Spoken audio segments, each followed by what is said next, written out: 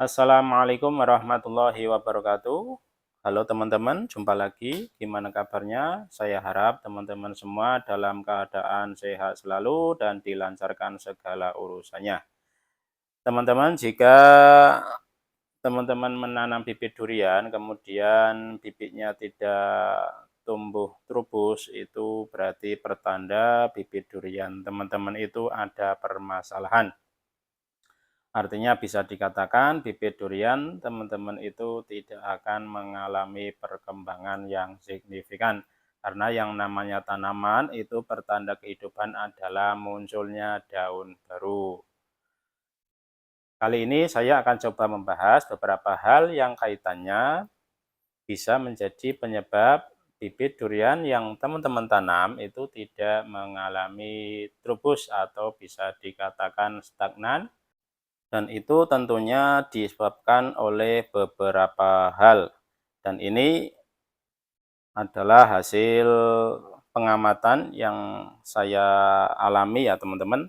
Artinya tentu saja mungkin ada faktor lain, kemungkinan ada faktor lain maksudnya. Jadi nanti teman-teman jika mungkin ada kekurangan, teman-teman bisa tambahkan di kolom komentar. Oke, dimulai dulu dari bibit ya teman-teman. Jadi bibit yang tidak mengalami trubus itu bisa disebabkan oleh kualitas dari bibit tersebut, teman-teman.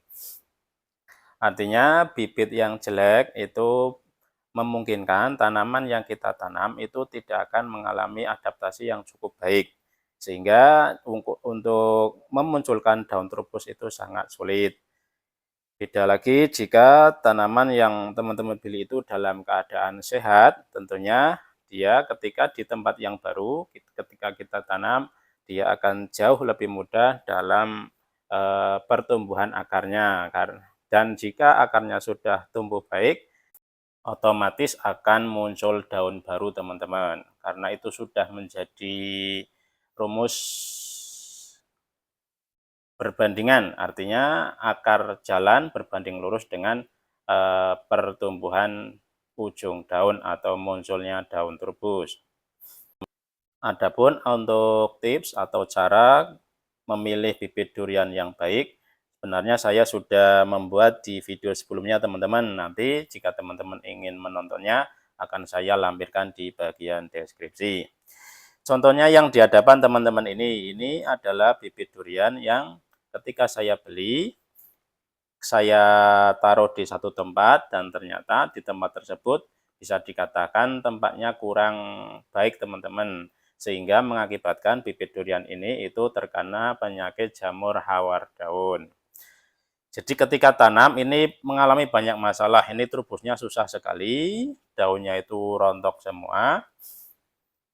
Jadi dari hal itu saya bisa menyimpulkan bibit durian yang kurang sehat itu bisa berdampak langsung dalam pertumbuhan tanaman. Dan munculnya daun trubus yang di hadapan teman-teman ini memang butuh perjuangan karena kan kondisinya penyakitan, otomatis penyakit yang dialami itu harus disembuhkan terlebih dahulu.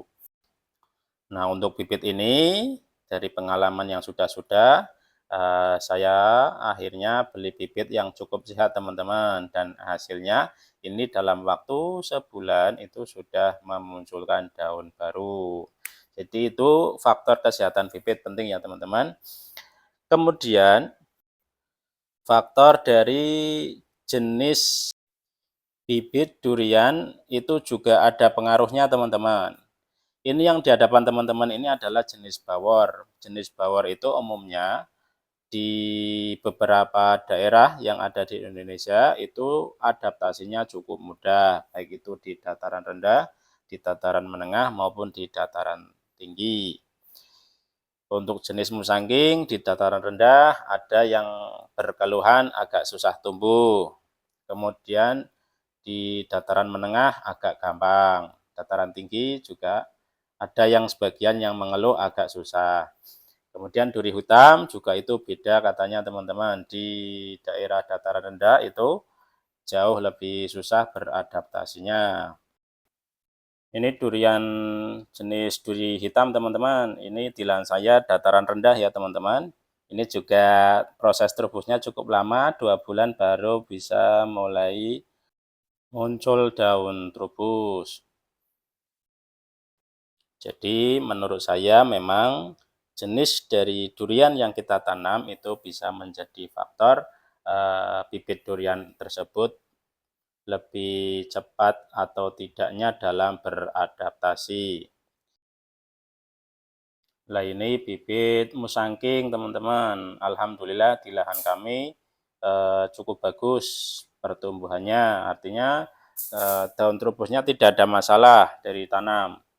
Cuma memang karena bibit ini itu tidak dalam keadaan sehat waktu saya tanam. Jadi memang ada perhatian khusus di penyakitnya. Tapi untuk trubusnya tidak masalah, tetap dia gampang trubus. Beda dengan duri hitam itu memang dia cukup lama, 2 bulan baru mulai muncul tanda-tanda daun trubus. Kemudian yang terakhir adalah tekstur tanah teman-teman. Jika di daerah teman-teman itu tanahnya itu poros, ya teman-teman tidak liat, tidak lengket, itu bibit duriannya biasanya lebih mudah dalam beradaptasi, artinya mudah dalam trubus. Beda dengan di daerah saya, ini tanahnya tanah liat, makanya itu untuk agar lebih mudah beradaptasi, itu saya tetap pakai tanah merah teman-teman, karena umumnya tanah merah itu kan lebih poros. Nah itu sebagai start awal, nah kemudian tanah yang asli itu saya olah sedemikian rupa, yang intinya agar tanahnya itu kondisinya sesuai dengan habitat semestinya tanaman pohon durian. Jadi kuncinya di pengkondisian tanah atau lahan teman-teman. Intinya pohon durian itu lebih mudah beradaptasi di tanah yang gembur, juga tidak terlalu lembab.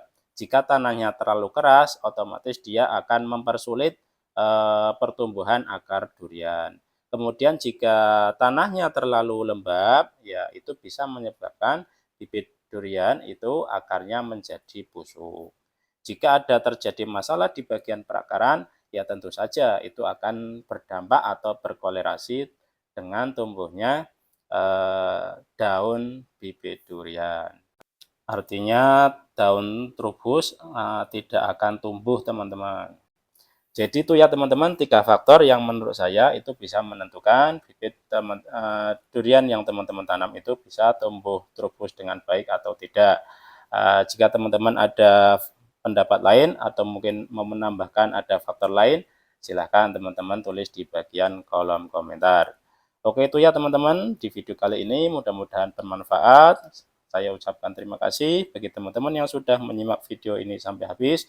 Terus dukung channel kami dengan like, comment, share, dan subscribe agar kami semangat dalam membuat video dan konten-konten lainnya. Sampai jumpa di video selanjutnya. Wassalamualaikum warahmatullahi wabarakatuh.